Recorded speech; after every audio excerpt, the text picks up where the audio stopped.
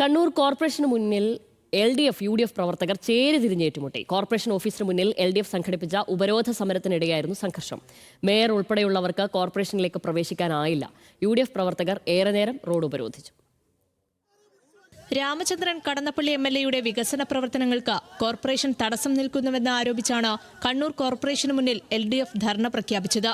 10 മണിക്ക് ആരംഭിക്കുമെന്ന് അറിയിച്ച പ്രതിഷേധം രാവിലെ 8:30 തന്നെ തുടങ്ങി. നേരത്തെ എത്തിയ LDF പ്രവർത്തകർ ഓഫീസ് കോമ്പൗണ്ടിൽ കയറി ഗേറ്റ് പൂട്ടി.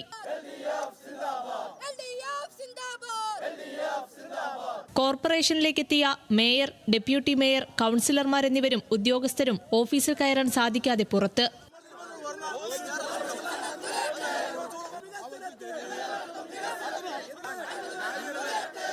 പിന്നാലെ റോഡ് ഉപരോധിച്ച് മേയറുടെയും കോൺഗ്രസ് നേതാക്കളുടെയും പ്രതിഷേധം.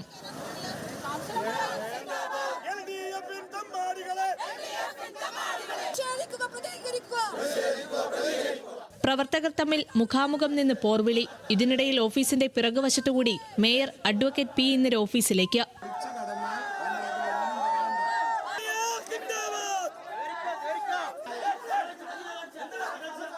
പിന്നാലെ ഉപരോധ സമരം അവസാനിച്ചെന്ന LDF പ്രവർത്തകർ. ഗേറ്റ് തുറന്ന് അകത്ത് കയറിയ UDF പ്രവർത്തകരും അകത്ത് നിൽക്കുകയായിരുന്ന LDF പ്രവർത്തകരും തമ്മിൽ കയ്യാങ്കളി.